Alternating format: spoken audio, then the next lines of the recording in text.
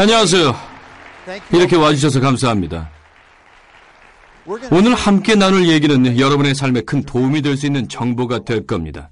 제가 효과적으로 전달해 드린다면 이따 집에 돌아가실 때쯤에는 오늘을 결코 잊지 못할 날로 여기시게 될 거예요. 먼저 제가 처음 이것을 어떻게 알게 됐는지 말씀을 드리죠. 꽤 중요한 얘기거든요. 어느 날 제가 알고 지내던 한 여자분에게 전화를 한 통 받았는데 듣기에 너무 엄청난 얘기를 늘어놓길래 사실 믿어지지가 않았습니다. 다들 그런 경험 있으시죠? 그럴 땐 한 발 뒤로 물러서게 됩니다. 별로 믿음이 가질 않으니까요. 그래서 전화해줘서 고맙다고 하고선 알려준 건 고맙지만 난 관심이 없다고 했죠. 전 15년 이상 건강식품 사업을 해오고 있습니다. 어렸을 땐 수의사가 꿈이었는데 대학 갈 형편이 못 돼서 다른 걸 선택할 수밖에 없었습니다. 하지만 언제나 과학 쪽에 관심이 많았고 건강식품 쪽으로 일을 하면서는 취미생활처럼 그 분야에 대해서 배우길 좋아했습니다. 그 여자분은 전에 다 들어본 얘기를 끝도 없이 늘어놨지만 전 관심이 없었어요. 그래서 두 번째 전화가 왔을 땐 그만 잘라야 될 것 같아서 전화해준 건 고맙지만 정말 관심이 없다고 했더니 그럼 부탁 하나만 들어줄 수 없겠냐고 하길래 딱 하나만입니다 했죠. 나 대신 이걸 좀 알아봐주고 당신 의견을 좀 말해줘요. 당신 의견을 존중하니까요 하길래 그래요.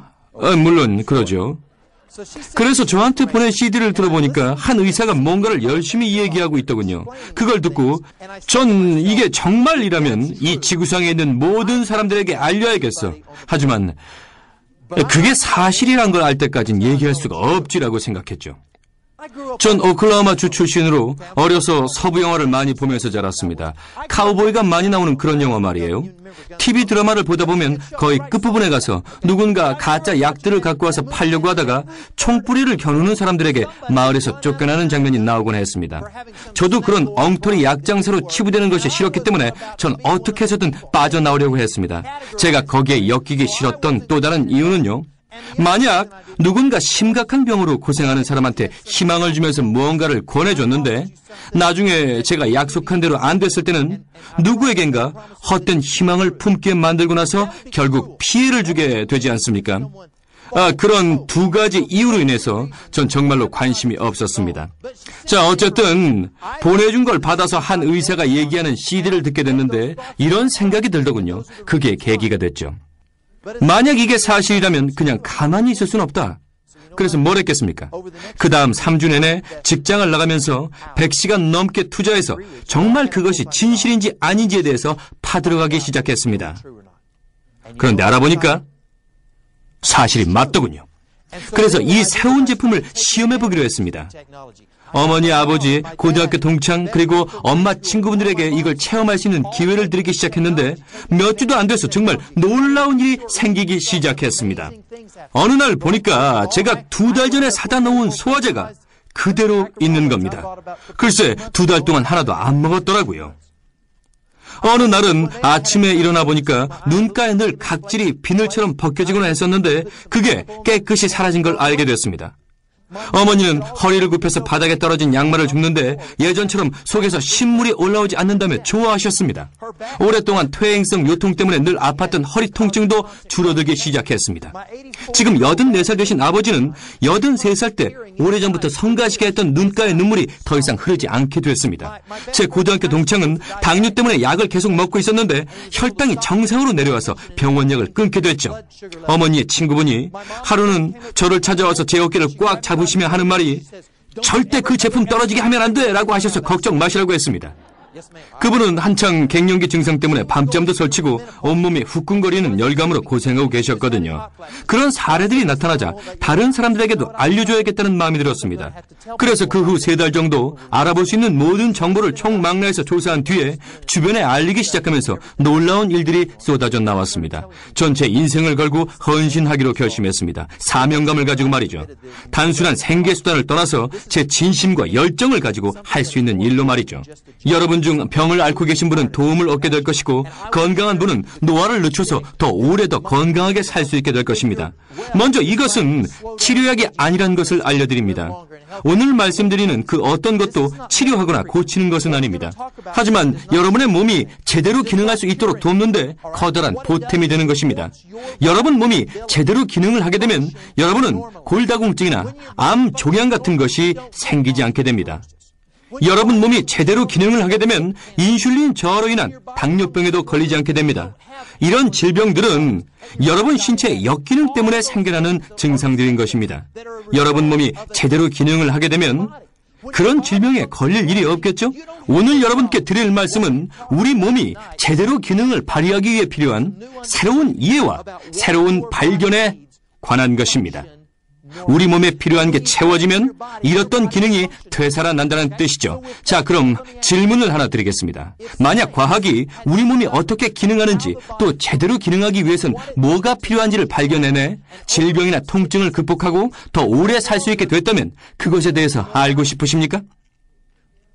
그게 아직 보편화되지 않았더라도 지금 당장 알고 싶으십니까? 아니면 보편화될 때까지 5년, 10년 기다렸다가 그때 가서 이 기술로 여러분의 건강을 향상시키겠습니까? 자, 다들 같은 마음이시죠? 지금 알고 싶으신 건 맞죠? 좋습니다. 그게 오늘의 주제입니다. 먼저 효과적으로 여러분의 이해를 돕기 위해서 제가 즐겨 쓰는 단어를 먼저 소개해드리겠습니다. 이 단어의 개념을 정확히 이해하신다면 전체 주제의 이해가 훨씬 빠르실 테니까요. 그 단어는 바로 패러다임입니다. 패러다임. 대부분 다 들어보셨을 텐데요. 보통 모형이나 사물을 보는 방식으로 알고 계실 겁니다. 그렇죠? 제가 새로운 패러다임의 정의를 말씀드리겠습니다. 제가 즐겨 쓰는 패러다임의 정의는 이렇습니다. 성공을 제한시키는 믿음의 체계. 성공을 제한시키는 믿음의 체계. 1400년대를 기억하시는 분 계십니까? 그러면 1400년대 역사를 공부해 보신 분은요? 그때는 모두 다 지구는 평평하다고 생각하던 시절이었죠? 그러다 지구는 둥글다라고 말하는 사람들이 나타났습니다.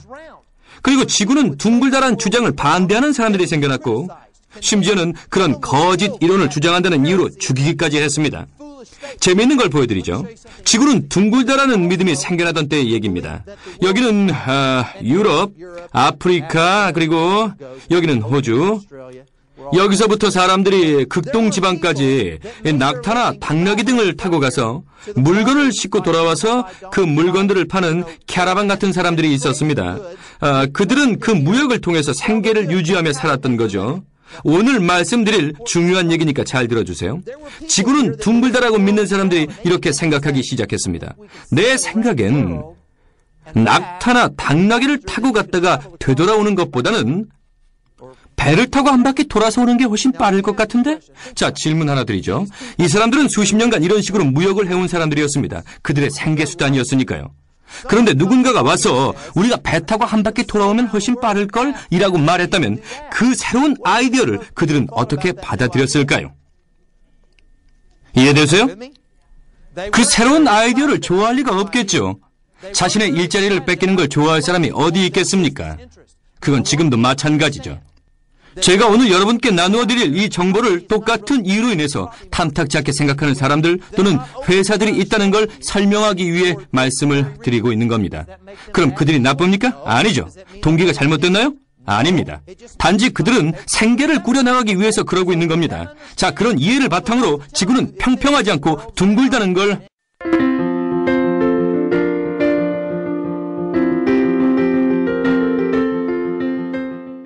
저희가 얘기하는 건 영양 분야입니다. 약물이나 약이 아니죠. 의사들이 의사가 되기 위해서 의대에서 공부할 때 영양에 대한 수업은 보통 1시간 정도 받습니다. 거기서 배우는 건 균형 잡힌 식사에 과일, 채소, 곡류, 식이섬유, 단백질, 필수 지방산 등을 잘 섭취해야 한다는 정도죠. 그리고 의대를 졸업하고 나서 받는 의학 교육이나 수련 과정은 거의가 다 전부 제약회사의 지원을 받아서 운영되는 조직들에 의해서 제공되고 있다고 이해하시면 됩니다. 아시겠죠? 제가 여러분께 말씀드리는 부분은 영양입니다. 이쪽에 기능을 하고 영양을 주는 것이죠. 하지만 대부분의 의사들은 이쪽에 노출되어 있습니다. 영양이 얼마나 중요하냐고요? 수백 년 전에 로얄 네이비라고 불리던 영국 해군들은 괴혈병에 걸리는 경우가 많았습니다. 다들 들어보셨죠? 괴혈병은 한 번 걸리게 되면 대부분 6주 안에 죽을 정도로 심각한 병이었습니다. 주변에 암 진단받고 나서 6주 안에 죽은 사람 보신 분 계십니까? 거의 없죠? 대부분의 암은 보통 6주보다는 더 걸리지 않습니까? 그러니까 6주 만에 사람을 죽게 만드는 병이 있다면 엄청 무서운 질병이라고 생각하지 않겠습니까? 그래서 무서운 병으로 불려왔던 거죠. 그런데 어느 날 라임을 빨아먹은 한 선원이 다른 선원들처럼 괴혈병에 걸리지 않는 걸 보고 다른 선원들도 라임을 먹기 시작했습니다. 영국 해군을 그래서 라임이라고 부르기도 하는데 그 후부터는 괴혈병이 없어지기 시작했죠. 한때는 6주 만에 목숨을 앗아갔던 무시무시한 질병이었는데 이제는 비타민C 결핍증 정도로 가볍게 불립니다. 이젠 그 중요성이나 같이 공포가 없어졌습니다. 비타민만 보충해주면 되니까요. 자, 여러분, 만약 6주 동안 비타민C를 안 먹어서 괴혈병에 걸렸는데 그 후로 6주를 더 못 먹게 되면 괴혈병으로 죽겠지만 만약 11주하고 3일 정도 지난 후에 비타민C를 먹으면 산다는 거죠. 그렇다고 비타민C가 괴혈병을 고칩니까? 아니죠. 영양 보충제일 뿐입니다. 여러분이 섭취해야 할 필수 식품이죠. 그러니까 제가 영양에 대해서 말씀드린다고 해서 무시하시면 안 됩니다. 지금부터 새롭게 발견된 영양소에 대해서 말씀드릴 텐데요. 이것은 비타민C보다 더 강력한 도움을 주는 것입니다. 아셨죠? 그러니까 주의 깊게 들어주시기 바랍니다. 1950년대 초에 미국 정부는 방사능 노출로 인한 화상의 치료법을 찾는 데 관심을 보이기 시작했습니다. 미국이 핵무기 공격을 당할 경우를 대비해서였습니다. 뉴멕시코 로스알라모스에서 이에 대한 연구를 하다가 알로에 베라 겔이라는 걸 발견하게 됐습니다. 알로에 베라 식물에서 겔을 채취해 방사능 화상 부위에 바르면 더 이상 번지지 않고 없어지는 것이었죠. 원래 방사능 화상은 없어지지 않고 흉터가 그대로 남는 걸로 알려져 있습니다. 그런데 그게 감쪽같이 없어지니까 큰 기대를 갖고 잘 보존해서 핵 공격을 받게 되면 쓰려고 했던 거죠. 하지만 일단 식물에서 채취하고 나면 효과가 오래가지 않게 되자 그 후론 관심을 못 끌며 선반에 방치됐습니다. 그때는 알로에 베라에 대한 반응이 서로 엇갈렸던 시기였죠. 자, 그러던 어느 날 어느 제약회사에서 약품 연구를 해오던 한 연구원이 있었는데요. 그는 알로에 베라의 약효 성분을 연구하는 과제를 맡았던 빌 박사였습니다. 빌 박사는 알로에 베라를 조사해서 어떤 성분이 치료력이 있는지를 밝혀내는 연구의 책임을 맡고 있었습니다. 여러 연구 끝에 빌 박사는 드디어 만노즈라고 불리는 걸 발견해냈습니다. 만노즈는 탄수화물 종류의 하나인데 제가 더 자세하게 설명을 드려보죠. 탄수화물은 당분이라고 할 수 있죠. 탄수화물은 당분입니다. 요즘 저탄수화물 식품에 대한 관심이 높은데요. 그런 탄수화물과는 다른 종류니까 염려하실 필요가 없습니다. 당뇨병과 당분 얘기도 하지만 이건 다른 종류의 당분인 거죠. 그러니까 자연엔 200여 가지의 탄수화물, 즉 당분이 존재한다고 알려져 있습니다. 이 만노즈도 그 중에 일부인 것이죠. 사람들에게 탄수화물이라고 하면 대부분은 살찐다면서 들을 생각조차 안 하는데요. 자, 그게 아닙니다. 이건 전혀 다른 탄수화물이죠. 당분이라고 얘기하면 아니야 난 당뇨라서 절대 못 먹어. 아니요, 이건 다른 종류의 당분이란 걸 분명히 아셔야 합니다. 또 당류라고도 불려지는데요.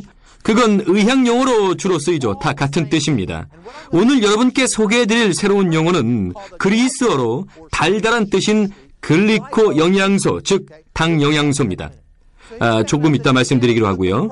빌 박사가 발견한 만노즈도 역시 알로에 베라에서 채취한 뒤 시간이 지나면 약효가 없어졌죠. 그래서 분자 구조 안정화를 연구해 특허를 받았습니다. 그 후론 채취해서 선반에 두고 다음 주나 다음 달 아니면 다음 해에 써도 똑같은 효과를 내게 된 것이죠.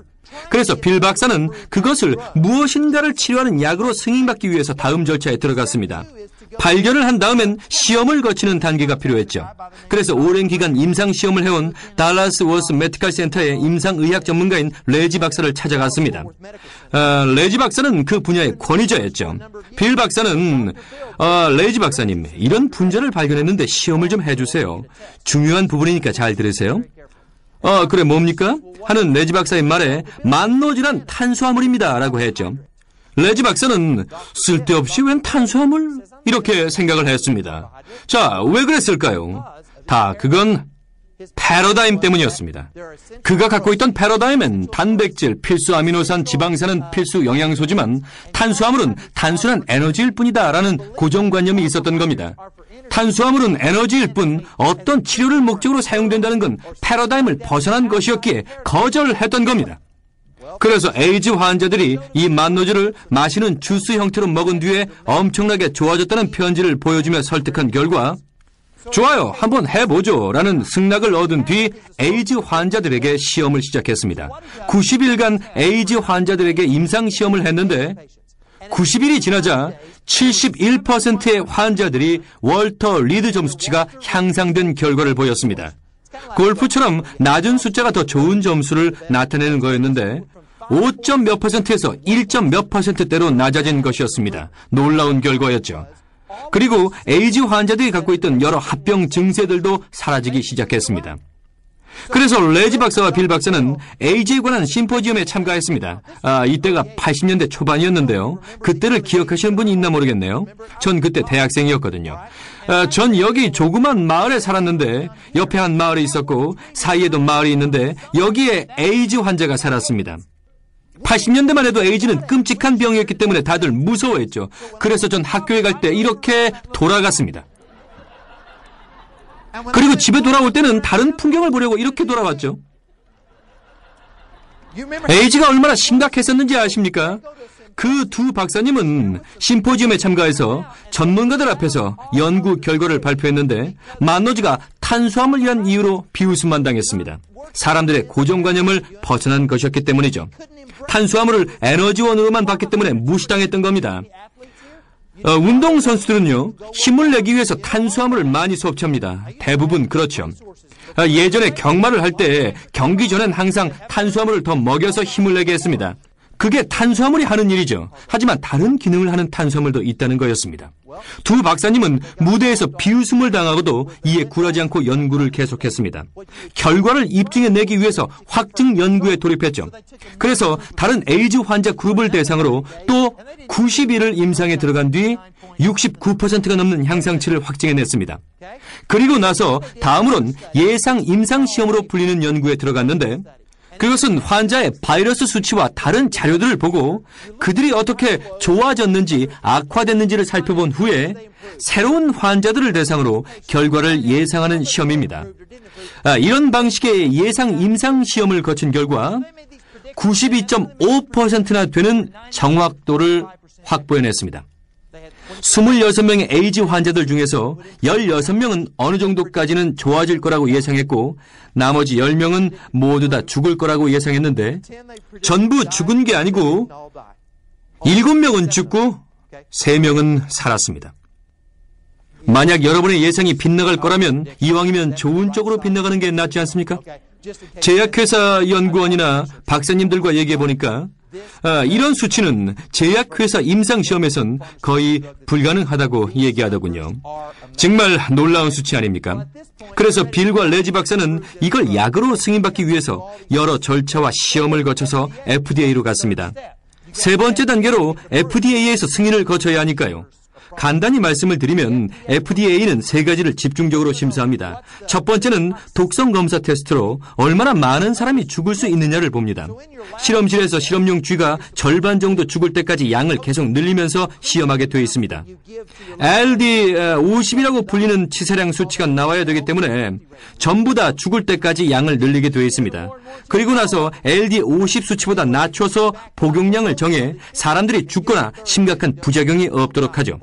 피해를 줄이기 위해서 제약회사에서 책임감을 갖고 연구하는 걸 비판하는 게 아닙니다. 오히려 고마운 거죠. 이런 과정을 안 거친 약을 먹는다면 죽을 수도 있지 않겠습니까? 그런 점에서 잘하고 있는 겁니다. 두 번째 필요한 조건은 다른 약물과의 상호작용에 관한 것입니다. 왜냐하면 한 가지 약을 먹은 뒤에 다른 약을 또 먹었을 때 부작용은 없는지 알아야죠. 잘못하면 죽을 수도 있으니까요. 저희한텐 다행한 일이죠. 세 번째 조건은 약 라벨에 뭐라고 표기하느냐는 겁니다. 왜냐하면 한 가지 약이 한 가지 증상을 치료하는 걸 원하기 때문입니다. 그렇게 해야 수많은 환자들이 복용하는 약이 안전하게 사용되도록 감시할 수 있지 않겠습니까? 그래서 만약 어떤 사람이 파란색 약을 먹고 시력을 잃기 시작했다면 와, 이 특정 약에 문제가 있군 하고 파악한 뒤에 소비자한테 알려줘야 하니까요.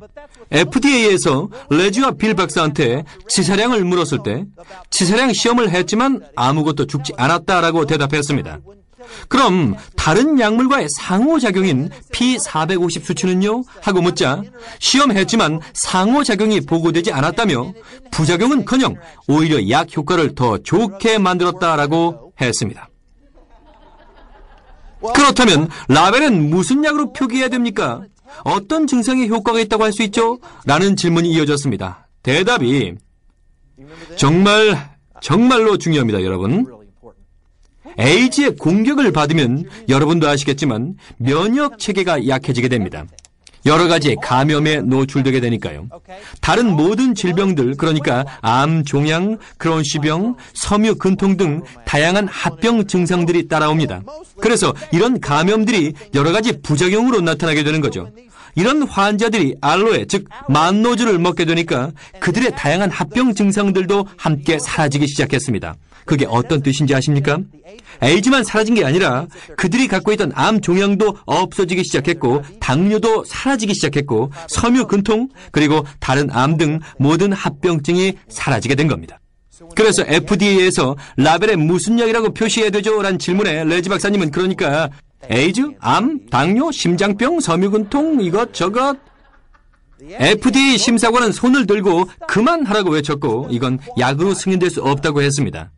약은 독성이 있고 다른 약물과 상호작용을 하며 한 가지 증상에만 적용되는 겁니다. 그건 약이 아니에요. 뛰어난 효과는 있을지 몰라도 약으로 시판할 수는 없습니다. 약이 아닐 경우 그것의 효과에 대해 주장할 수가 없습니다. 그것이 어떤 것을 치료하거나 고친다는 주장을 할 수도 없게 되는 것입니다. 자, 한 가지 예를 들어보죠. 제가 사막을 걸어가다가 길을 잃어버리고 물도 다 떨어지게 된다면 저의 몸 상태는 어떻게 되겠습니까? 탈수, 맞습니다. 그러니까 제가 여러분에게 자, 이 물을 마시면 탈수증이 치료됩니다 라고 말한다면 전 법을 어기게 되는 겁니다. 비록 그 물이 여러분이 가장 필요한 거지만 법적으로는 그렇게 얘기할 수 없는 것입니다. 약으로 승인을 받아야만 그런 주장을 할 수가 있는 거죠. 물론 소비자를 보호하려는 조치지만 또한 우리를 궁지에 몰아넣기도 합니다. 이해가 되십니까? 그래서 레지와 빌 박사는 선택의 여지가 없었습니다. 그럼 어떻게 하지? 그래서 건강 보조식품으로 판매되기 시작한 겁니다. 우리가 먹을 수 있는 독성이 없는 식품이기 때문에 약처럼 약효를 주장하지 못한 채 팔리게 된 거죠. 하지만 7년 내내 판매에서도 연간 매출액이 2천만 원 이상을 넘지 못했습니다. 그러던 어느 날 레지 박사가 같은 교회에 다니고 있던 레이란 이름의 남자를 교회에서 만나서 얘기를 나누게 됐는데 이런 어려움을 토로하다가 정확히 어떤 말이 오고 갔는지는 모르겠지만 제가 요약해서 부연 설명을 드린다면 아마 이런 대화가 아니었나 생각됩니다. 레지 박사님, 그러니까 문제는 이 제품이 필수품으로 인식되지 못한다는 데 있습니다. 사람들이 이 성분의 필요에 대해 잘 모르지 않습니까? 그러니까 이 성분이 어떤 기능을 하고 왜 필요한지 교육을 시켜야 돼요. 누군가 가르쳐야 됩니다. 그냥 매장에 갖다 놓고 사람들이 왜 사야 되는지를 모른다면 팔리겠습니까? 사람들을 교육시켜야 돼요. 그런 교육을 담당할 만한 사람들을 가르치면 어떻겠습니까? 그래서 그들은 그렇게 하기로 했습니다. 그 후 첫 해만 90억 원어치가 팔려나갔습니다.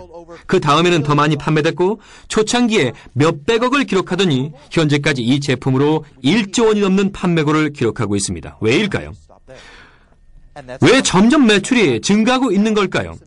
효과가 없는데도 계속 40분 계십니까? 물론 아니겠죠. 그런 일로 지금까지 이어져 왔던 것입니다. 이제 몇 가지 연도를 말씀드리죠. 대부분의 사건들이 비슷한 시기에 생겼고 지구의 반대편에서도 또한 미국 내에서도 과학자들과 의사들에 의해서 여러 연구가 진행됐는데요. 이런 연구 결과들이 모여서 증거의 본체를 이루어가기 시작했습니다. 각기 다른 곳에서 발견된 이론들이 한데 어우러져 증거의 본체를 이뤘는데 1994년에 흥미로운 일이 있었습니다. DSHEA 조항이란 새로운 법이 통과됐습니다. 식이보조 보건교육에 관한 법률로 과학적으로 인증된 것에 한해 자연식품의 사용을 허가하는 내용이 새롭게 추가된 것이죠. 이 일을 계기로 빌과 레지 박사와 메나테크 회사가 제품을 효과적으로 판매할 수 있는 길이 열리게 됐습니다. 여러분이 이해하셔야 될 부분은 그때까지도 무엇 때문에 효과가 있는지 잘 몰랐다는 겁니다. 그냥 먹는 사람들의 건강이 나아졌다는 것만 알고 있었죠. 그러다가 1996년에 흥미로운 일이 생겼습니다. 하퍼의 생화학이란 의과 대학교 교과서가 있었는데 그때 새롭게 개정된 교과서의 56장에 아주 특별한 내용이 실리게 됐습니다. 페이지는 생각이 잘 안 나는데 이게 바로 그 복사본입니다. R.K. 머레이 박사가 이 책을 집필했는데 여기에 굉장히 주목할 만한 사실을 다루고 있습니다. 그 내용이 무엇이었냐면 인간의 세포 표면은 이런 단백질로 이루어진 서로 다른 줄기들이 뻗어있는 모양으로 되어 있다는 것입니다. 자, 여러분 필수 아미노산 얘기는 들어보셨죠? 우리의 몸은 이런 아미노산을 흡수해서 여러 가지 조합과 연결 과정을 통해 다른 여러 가지의 단백질을 합성해내는 겁니다. 아시겠죠? 그리고 이런 단백질의 각 끝에는 여러 가지 탄수화물로 이루어진 구조물들이 가지처럼 뻗은 채 붙어 있다는 겁니다. 마치 나무의 줄기에서 뻗어나온 가지와 비슷한 모양을 하고 있지 않습니까? 머레이 박사가 이 8가지로 이루어진 특별한 탄수화물들이 세포 표면을 구성하고 있다고 교과서에서 밝힌 것이죠. 그 8가지 중 하나가 빌 박사가 예로부터 건강에 도움을 주는 것으로 알려진 알로에 베라에서 발견해낸 만노지였던 것입니다. 그래서 빌 박사가 생각하길 만약 사람들이 그 탄수화물들 중 하나를 섭취해서 이런 정도의 결과를 얻었다면 8가지 탄수화물을 다 먹었을 땐 어떤 일이 생길까 하고 연구하기 시작해 1996년에 8가지의 탄수화물 모두를 찾아서 그 새로운 조합물로 같은 해 특허를 획득했습니다.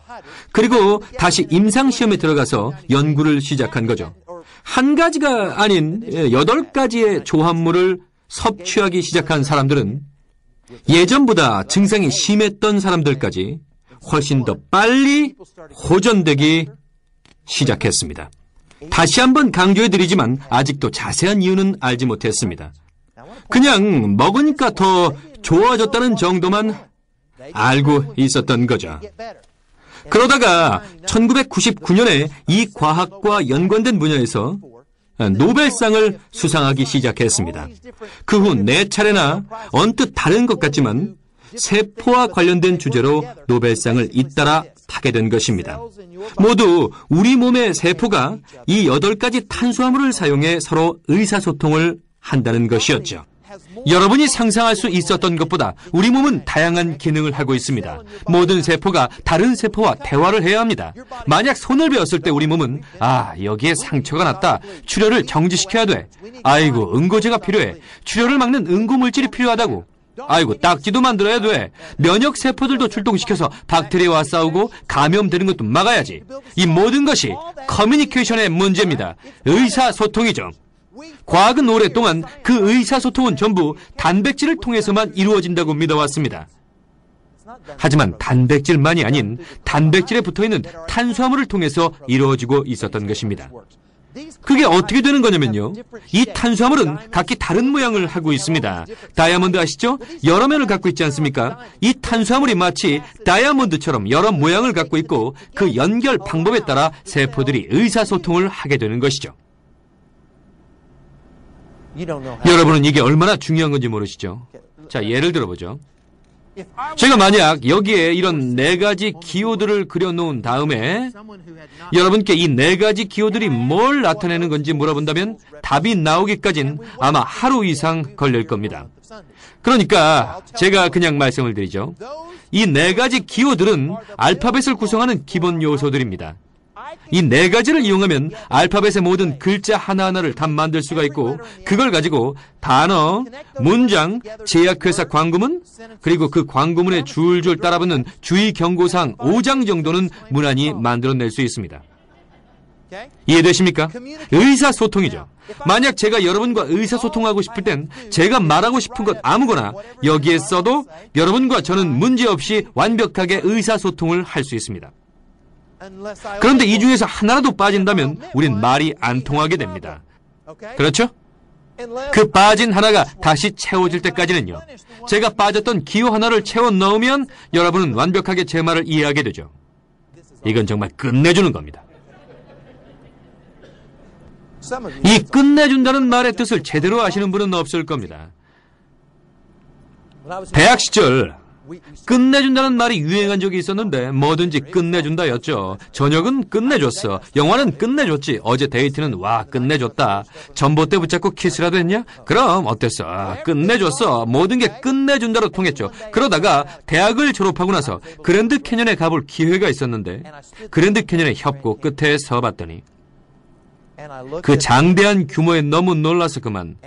또 그 넓이는 얼마나 넓던지 또 그 깊이는 얼마나 깊던지 제 입이 저절로 벌어져 버리고 말았습니다. 아 하고요. 그때 비로소 끝내준다는 말의 의미를 제대로 이해할 수 있었습니다. 지금 제가 여러분께 말씀드리는 것이 그랜드 캐년의 끝내준다입니다. 여러분이 직접 보신 것처럼 실감나게 설명을 해보겠습니다. 수천 년 동안을 지나오면서 저희 현대 식단은 8가지 탄수화물을 더 이상 예전처럼 공급받을 수가 없게 됐다는 사실을 새롭게 발견한 것입니다. 대신 2가지만 남아있죠. 그러니까 다시 말해 6가지가 부족한 거죠. 8 빼기 2는 6 맞죠? 6가지의 탄수화물이 결핍되어 있는 겁니다. 그럼 우리 몸의 세포는 결핍된 상태에서 어떻게 의사소통을 할 수 있는 걸까요? 처음 이 얘기를 들었을 때 저는 이게 의문이었습니다. 건강하기 위해선 8가지를 모두 갖고 있어야 한다는데 6가지가 부족하다는데도 그때까지 전 건강했거든요. 거기부터가 이해가 안 가는 거예요. 그래서 더 깊이 공부를 해보니까 새롭게 알게 된 사실은 우리 몸이 부족한 탄수화물을 만들어낼 수 있는 능력이 있다는 거였죠. 그렇지만 이 탄수화물은 우리가 아는 당분처럼 체내에서 생성되기 때문에 필수 영양소로 불리지 않는 당분과는 다른 겁니다. 하지만 우리 몸은 필수 영양소를 다 합성해내지 못한다는 데 문제가 있습니다.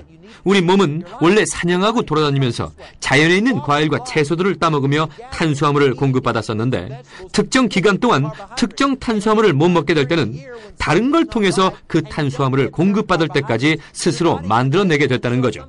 하지만 우리가 사는 시대는 모든 게 변했습니다. 현재는 2가지를 뺀 6가지는 거의 못 먹고 있기 때문에 항상 그것들을 합성해내야 합니다. 그래서 우리 몸이 결핍되고 있는 거죠. 그 부족한 걸 채우기 전까지는요. 그 결핍이 채워지면 우리 몸은 다시 효과적으로 의사소통을 할 수 있게 됩니다. 그러니까 이게 끝내주는 거죠. 이 탄수화물들은 필수 영양분으로 꼭 필요한 것들입니다. 이게 없으면 살 수가 없습니다. 여러분이 먹어주지 않으면 몸에서 힘들게 만들어낼 수밖에 없는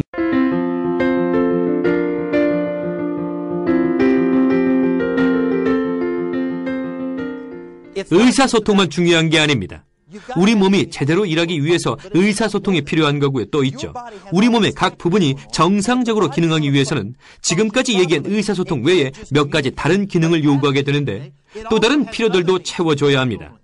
첫 번째 필요한 것은 물론 의사소통 기능이고요. 제대로 통신이 돼야 하니까요. 그리고 또 필요한 게 있습니다. 그 다음 필요한 기능은 우리 몸의 호르몬을 조절해주는 기능입니다.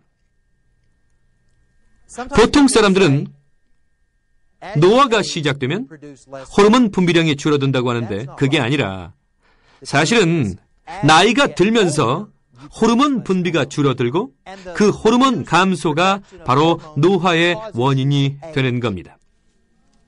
분명 차이가 있죠. 세계 어느 지역은 사람들이 110살, 120살, 140살까지 장수하는 것으로 알려진 데가 있는데 거기는 110살의 할머니가 겨우 65살로밖에 안 보입니다. 남자들의 전립선암도 없고 여자들의 유방암도 없고 소아암도 소아당뇨도 없습니다. 이곳 사람들은 나이가 들어도 저희들처럼 빨리 노화되지 않습니다. 하루 종일 땡볕에 거의 옷도 걸치지 않은 채 나가 있어도 그런 데는 눈요깃거리도 많겠죠? 그들은 피부암에 걸리지 않습니다. 잘 들어보세요. 그들의 식생활을 면밀히 조사해봤더니 그들은 평균적으로 50에서 80mg 정도의 식물 유래 호르몬을 매일같이 섭취하고 있는 것으로 나타났습니다. 식물 유래 호르몬이 뭔지 아십니까? 과일 혹은 야채가 밭에서 숙성될 즈음에 얻어지는 것인데 우리 식단엔 거의 없습니다. 이 영양소는 씨앗이 발아할 때 생겨서 씨앗을 보호해주고 식물이 건강하게 자라게 합니다. 여러분 중에 토마토를 직접 밭에서 길러 드시는 분 계십니까? 대부분은 가게나 식당에서 사 먹죠. 그 둘은 성분이 전혀 다릅니다. 밭에 가셔서 막 빨갛게 변하기 시작하는 토마토를 2개 골라서 하나는 따서 창가에 둬보시고요. 다른 하나는 밭에서 그냥 완숙될 때까지 두고 창가의 것과 비교해 보십시오. 같은 밭에서 나온 토마토는 맞죠? 그럼 숙성된 씨를 둘 다 빼서 심어 보십시오. 나중에 아시겠지만 밭에서 얻은 씨앗은 저처럼 아주 튼튼하게 자랄 겁니다. 창가에서 얻은 씨앗은 야윈데다가 아주 보잘것없이 자랄 겁니다. 이분처럼요. 큰 차이가 납니다. 왜냐하면 식물 내재 영양소가 다르니까요. 그런 걸 먹어줘야 하는데 현실은 어떻습니까? 우린 더 이상 밭에서 숙성된 과일과 야채를 못 먹고 있기에 식물 내재 영양소, 식물 유래 호르몬을 보충해줘야만 합니다. 동물성 호르몬이 아니라 식물 유래 호르몬이요. 어떤 분들은 호르몬 하니까 걱정부터 하시는데 식물 호르몬을 얘기하는 겁니다. 꼭 필요한 성분이죠. 현재 우린 얼마나 먹는지 아세요? 2에서 5mg입니다. 꽤 걱정스러운 수치죠. 세 번째로 우리 몸이 제대로 기능하기 위해서 필요한 것은 의사소통도 아니고 조절작용도 아닌 비타민 또 미네랄 같은 영양소로 각 세포들에게 영양 공급을 해줘야 합니다. 그런데 문제는 오래전부터 그런 영양소들은 판매가 되고 있었습니다만 90% 이상이 정확히는 모르지만 거의 합성된 것으로 우리 몸이 겨우 사용할 정도의 합성 비타민 미네랄일 뿐입니다. 베타카로틴이 암을 유발할 수도 있다고 들어보신 분 손 들어보십시오. 또 베타카로틴이 암 예방에 도움된다는 분은요, 둘로 나눠지는데요. 사실은 둘 다 맞는 말입니다. 그 이유는 이렇습니다. 베타카로틴을 현미경으로 보면 그냥 베타카로틴일 뿐입니다. 하지만 공통인자라고 불리는 음식물 속에 있는 작은 연합 요소들이 대부분은 잘 알려지지 않았었죠. 하지만 비타민 A가 암을 유발한다는 걸 생각해보면 이렇습니다. 결과적으로 사람들이 암에 걸리기 때문에 관련 제약회사들도 시험에 들어갔고 자기들이 유리한 방향으로 결과를 내려고 몇 가지를 제외시켰죠. 그래서 이렇게 빼버린 다음에 과도한 복용량을 여기서 취한 것입니다. 이쪽에서 복용량을 늘리는 대신에요. 그래서 사람들이 암에 걸리게 된 거죠. 우리가 못 보는 미세한 요소들이 상호작용을 하니까요. 여러분, 이게 없으면 병에 걸립니다. 당장은 아니지만 나이가 들면서 정상적인 기능을 못하게 되는 거죠. 꼭 이게 있어야 돼요. 식물 유래 영양소가 필요합니다. 또 비타민과 미네랄, 모든 요소들이 있어야 우리 몸이 효과적으로 쓸 수 있는 겁니다. 다음으로 꼭 필요한 네 번째 요소는 세포의 방어 능력을 돕는 항산화제입니다. 우리 몸의 모든 세포에는 공장들이 있는데 어떤 건 에너지를 생산해내고 어떤 건 인슐린을 생산하고 또 다른 건 탄수화물 가지로 연결된 단백질 줄기를 생성해냅니다. 모든 공장에서는 부산물과 쓰레기가 생겨서 노화를 촉진하는 활성산소를 몸 안에 축적해 놓고 있습니다. 먹는 음식에서 항산화제를 얻어야 하는데 우리의 먹거리는 예전과 많이 달라졌습니다. 기껏 먹는다는 게 1,000원짜리 햄버거 먹고 심장마비나 걸리죠. 제대로 된 음식을 못 먹어서 영양이 결핍됐어요. 항산화제가 필요합니다. 조금 전에 얘기했던 현대사회의 모든 독소들은 이미 통제 불능 상태로 우린 더 많은 항산화제가 필요합니다. 옛날 에덴 동산에 살 땐 이런 독소들도 없었고 필요한 영양분들은 다 있었죠. 하지만 이제 저희는 달라진 환경에서 살아야 합니다. 적절한 대응을 하지 않는다면 더 빨리 늙고 더 빨리 죽고 더 오래 질병으로 고통받게 될 것입니다.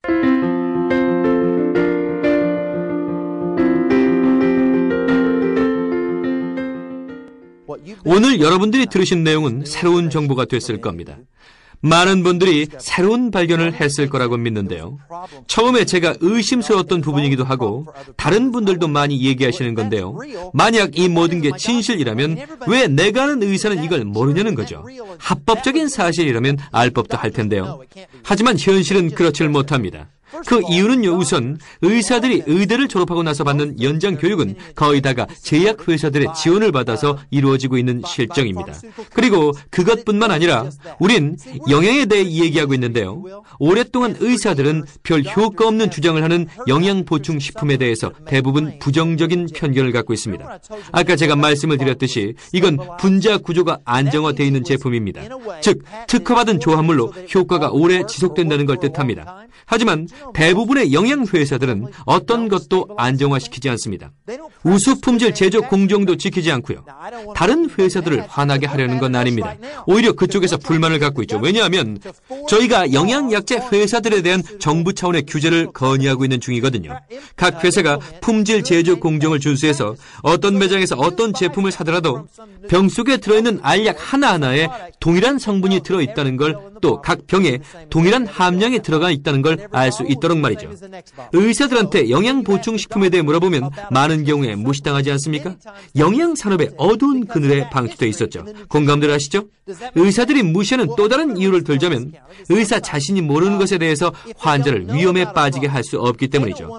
그래서 시간을 내어 체크하기보다, 왜냐하면 사실 그럴 시간도 없으니까요, 그 성분이 약물과 부작용을 일으킬지 확신이 없는 상태에서 먹어도 된다고 해서 모험을 하기보단 그냥 무시해버리는 거죠. 그러니까 책임을 회피해야 되니까요. 환자를 안전하게 관리해야 자신도 환자도 보호할 수 있다는 생각하에 이 부분은 무시해버립니다. 책임을 떠안지 않기 위해서죠. 어떤 분들은 저한테 묻습니다. 제가 아는 의사한테 이 얘기를 하고 싶은데요. 네, 문제될 거 없죠. 그럼 제가 말하기를 의사한테 어떻게 말을 꺼낼지 알려드릴까요? 이렇게 말해보세요. 선생님, 글리코 영양소에 대해서 아시는 게 있나요? 아니면 글리코 영양소에 대해 경험해 보신 적 있습니까? 그 의사가 글리코 영양소에 대해 아무것도 아는 게 없고 또 아무것도 경험이 없다면은 그의 의견이 중요할까요? 아니죠. 이 분야에서는요, 수년 전부터 전 세계적으로 당 생물학이나 당질학이라고 불리는 분야에 대한 논문이 엄청나게 쏟아져 나오고 있습니다. 영양학이 아닌 과학 분야에서요. 그것도 당 과학 분야에서요. 몇 가지를 말씀드려보죠. 과학계에선 새롭게 발표되고 있는 논문의 숫자를 여기에 정리를 해봤는데요. 글라이코프로틴, 즉 당 단백질이라는 단어를 처음 사용한 논문이 발표된 건 1950년이었습니다. 1950년, 1970년대에는 당 생물학에 관련된 논문이 500개 발표되었습니다. 글리코 영양소가 아닌 생물학에 관해서였죠. 1970년대에는 500개의 논문, 1980년대에서는 1,500개의 논문이 발표됐고 1990년대에서는 4,000개로 증가했습니다. 500, 1,500, 4,000개, 그럼 2000년대에는요? 2만 개나 발표되었습니다. 폭발적인 증가 아닙니까? 1998년 액타 애나토미카라는 저명한 해부학자는 3월호에 당 생물학 연구에 대해 집중적으로 다뤘습니다. 지금 얘기한 글리코 영양소가 아니라 좀 전에 설명드린 생물학적 기능에 대해서였습니다. 전체 기사 중에서 발표됐던 한 가지 문장을 보면 글라이코실레이션 없이는 생명도 없다. 아주 엄청난 얘기죠. 그게 무슨 뜻일까요? 그게 무슨 뜻이냐면 세포 표면의 탄수화물 구조물과 단백질이 결합하지 않으면 여러분은 살 수 없다는 겁니다. 정말 강력한 표현이죠. 그뿐 아니라 2000년도 사이언스지 3월호에도 역시 표지 제목으로 당 생물학에 대해서 전면적으로 다루었습니다. 어디를 보더라도 눈에 띄는 기사들이죠.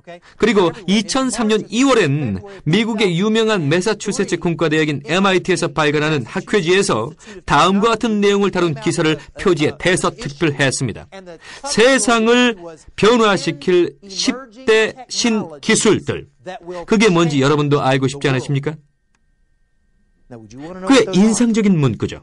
세상을 변화시킬 10가지 신기술이라뇨. 당 생물학에 관한 연구, 인체의 글리코폼, 당형에 관한 연구, 단백질 줄기와 거기에 붙은 당 탄수화물에 관한 연구가 바로 그들이 얘기하고 있는 겁니다. 그게 10대 신기술 중에 하나인 거죠. 왜일까요?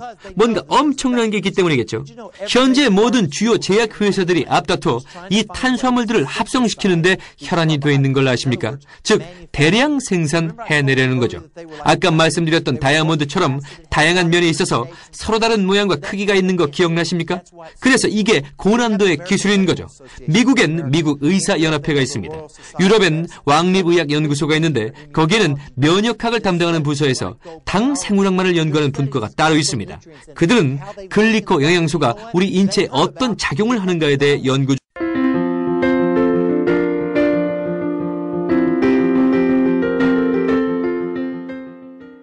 몇 년 전에 미국 정부에선 340억 원을 몇 개의 대학 연구소에 투자해 세포 표면에 글리코 영양소가 어떤 역할을 하는지에 대해 연구하게 했습니다. 거기에서 밝혀낸 사실은요, 실제로 영향을 준다는 겁니다. 여기 기사가 있는데요. 오클라호마 데일리 신문입니다. 오클라호마 대학교도 정부 지원을 받는 대학 중에 하나였거든요.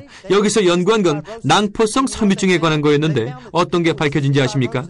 낭포성 섬유증에 걸린 사람들은 세포에 침입한 독특한 박테리아를 갖고 있다는 것이었고, 세포 표면에 있는 당 단백질의 생산을 막고 있는 세포의 생산 능력을 손상시키는 걸로 밝혀졌습니다. 그러니까 낭포성 섬유증 환자들은 공통적으로 당 단백질 줄기들이 손상돼 있었고, 모든 당 단백질 구조들이 변질돼 있었습니다. 그들은 낭포성 섬유증의 치료법을 연구 중이죠. 하지만 전 텍사스에서 온 11살의 한 소녀가 10,000명이 넘는 청중들 앞에 서서 이렇게 얘기하는 걸 들었습니다. 어릴 때부터 전 18살이 되기 전에 죽게 될 거라는 걸 알고 있었습니다. 그런데 어떤 분이 저에게 이 글리코 영양소에 대해 알려주었어요. 그 몇 달 만에 전 태어나서 처음으로 음식을 제대로 소화하게 됐어요. 지난주엔 다른 50명의 소녀들과 함께 장거리 크로스컨트리 마라톤에 참가했는데 거기서 전 4등을 했습니다. 낭포성 섬유증에 걸린 아이들은 뛰질 못합니다. 간신히 걸을 뿐 숨쉬기도 바쁘죠. 그 소녀는 이제 제대로 된 삶을 살고 있습니다. 의사는 내년에 다시 와라. 검사 안 해도 돼. 정말 놀랍다라고 했고, 소녀의 부모는 가래를 빼내기 위해서 더 이상 딸의 가슴을 치지 않게 되었습니다. 제가 누군가에게 이 글리코 영양소에 대해 전달하더라도 그들이 제가 얘기한 것들을 저처럼 진지하게 알아보고 확인해보지 않는다면 그들은 그 대가로 계속 고통 가운데 머무르게 될지도 모릅니다. 이 자체가 어떤 걸 치료하는 건 아니죠. 다만 여러분의 몸이 정상적으로 기능하도록 무장시켜주는 겁니다. 텍사스 남부에 사는 한 부인이 암 진단을 받고 다시 의사를 찾아갔습니다. 그리고 정밀검사 후에 수술을 해서 잘라내기로 했는데 막상 개복을 해보니까 악성 종양이 퍼져 있었습니다. 이런. 그들은 다시 봉합할 수밖에 없었고, 그녀는 유명한 앤더슨 암센터로 가서 다시 검사를 받았는데 검사 결과 굉장히 희귀한 종류의 육종암으로 판명됐고, 이런 얘기를 듣게 됐습니다. 이런 종류의 암에 걸린 사람 중 생존자는 단 한 명도 없었습니다. 2-3달밖에 안 넘었어요. 만약 항암과 방사선 치료를 하면 한 달 정도는 더 살 수 있습니다. 그날 그녀는 집으로 가는 길에 2시간 반 동안 남편에게 단 한마디도 하지 않았고, 남편도 말이 없었습니다. 그들은 완전히 희망을 잃었던 거죠. 그러다가 오늘과 같은 정보를 듣게 됐는데 20개월이 지난 지금 그녀는 암에서 해방되었습니다. 그녀는 죽지 않았고 건강하게 살아있습니다. 이것이 그녀에게 희망을 줬고 그걸 행동으로 옮겼죠. 이건 질병 치료제가 아닙니다. 여러분이 어떤 병과 싸우든지 상관없이 이건 질병을 다루는 것이 아니고 우리 몸이 정상적으로 기능할 수 있도록 무장시켜주는 겁니다. 여러분께서 오늘 함께 나눈 제 말씀을 못 믿으신다면, 더 나은 삶과 더 건강한 삶에 대한 기대로 여러분의 가슴이 벅차오르지 않으신다면 직접 알아보시길 바랍니다. 여러분께서 시간을 갖고 알아보신다면, 그래서 확신이 들게 되면 여러분의 가슴은 벅차게 될 것입니다. 더 나은 삶, 더 건강한 삶에 대한 새 희망을 찾게 될 테니까요. 여러분 감사합니다.